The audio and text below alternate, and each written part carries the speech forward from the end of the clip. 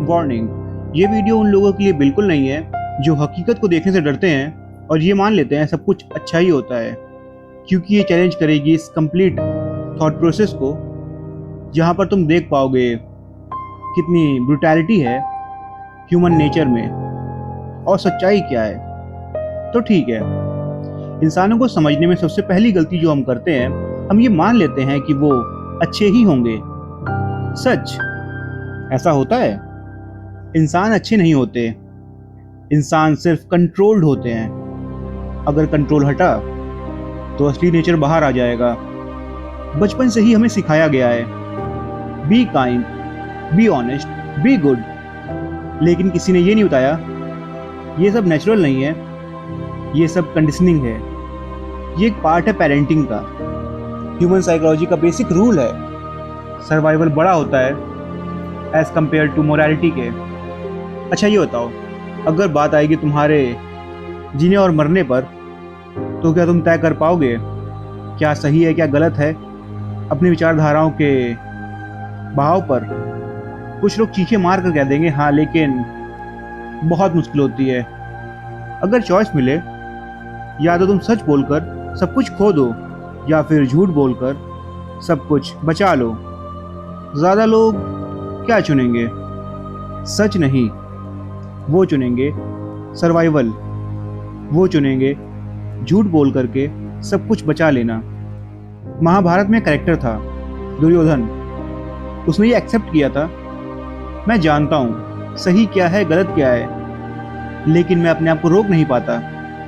तो सोचो, problem knowledge की नहीं है, प्रॉब्लम नेचर की है। तुम्हारी विचारधारा, तुम कैसे सोचते हो, अगर वो वीक है तो तुम्हारे पास कितनी भी नॉलेज हो तुम करप्ट ही होगे।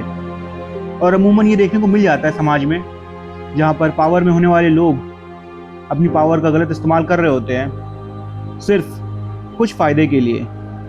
तुमने नोटिस किया होगा, लोग अच्छे तब तक होते हैं जब तक उन्हें कोई देख रहा हो। रिस्पेक्ट तब तक मिलती है जब तक सामने वाले को कुछ चाहिए हो, और लॉयल्टी तब तक होती है जब तक किसी तरीके का बेनिफिट मिल रहा हो। ये कड़वा है, लेकिन यही पैटर्न है जो हर कोई फॉलो कर रहा होता है सरवाइव करने के लिए।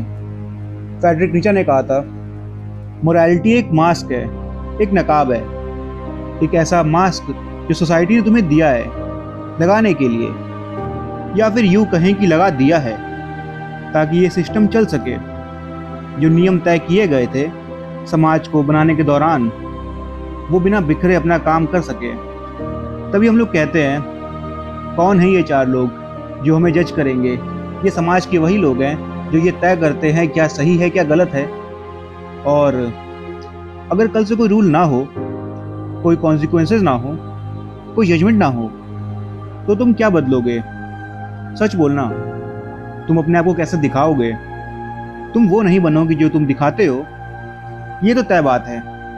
और हो सकता है जो तुम बदलाव करना चाहो वो बहुत सारे लोगों के खिलाफ हो।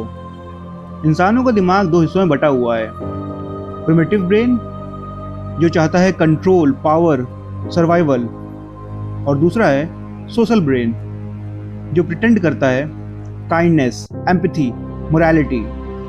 और जिंदगी भर दोनों के बीच में लड़ाई होती रहती है। पर जब प्रेशर आता है, जब डर आता है, जब ये लगता है तुम कुछ खोने वाले हो, तो कौन जीतता है? प्रिमिटिव ब्रेन, क्योंकि तब तुम्हें चाहिए पावर, कंट्रोल। इसलिए जब भी कोई कहे मैं कभी धोखा नहीं दे सकता, समझ लो या तो वो मजबूर नहीं होगा या तो वो बहुत बड़ा मक्कार है। मतलब कि लॉयल्टी होना एक अलग बात है जिस पर हम अच्छे से बात करेंगे, लेकिन अगर कोई आदमी ये कह रहा है मैं धोखा नहीं दूंगा, तो सोचने की बात है।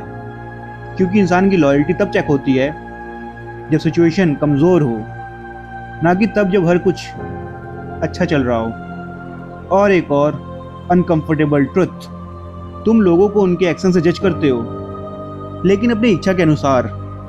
तुम्हारा इंटेंट क्या उनको ले करके, ये काफ़ी हद तक डिफाइन करता है वो इंसान तुम्हारे लिए अच्छा है या बुरा है।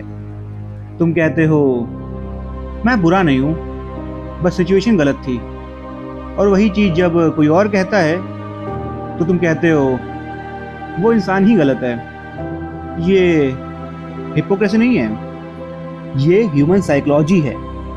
सच ये है, इंसान को अच्छे से पता होता है बुरा बनने में एफर्ट नहीं लगता, लेकिन काइंडनेस, अच्छा होना एक डिसीजन है, सेल्फिशनेस डिफॉल्ट सिस्टम है। तो अब सवाल ये नहीं है कि दुनिया बुरी है या अच्छी है, सवाल ये है तुम कितने अवेयर हो अपने खुद के असली नेचर से, क्योंकि जो अपने अंधेरे को समझ लेता है वो उसके गुलाम नहीं होते। आखिर में एक ही बात रखना चाहूँगा, इंसान फरिश्ते नहीं होते, बस उन्हें मौका नहीं मिला होता है शैतान बनने का।